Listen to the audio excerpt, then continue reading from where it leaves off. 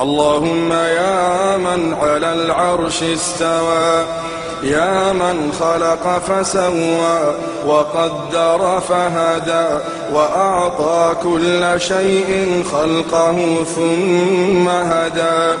يا من أضحك وأبكى وأمات وأحيا وأسعد وأشقى وأوجد وأبلى ورفع وخفض وأعز وأذل وأعطى ومنع ورفع ووضع، يا من شق البحار وأجرى الأنهار وكور النهار على الليل وكور الليل على النهار، يا من هدى من الضلالة وأنقذ من الجهالة وأنار الأبصار وأحيا الضمائر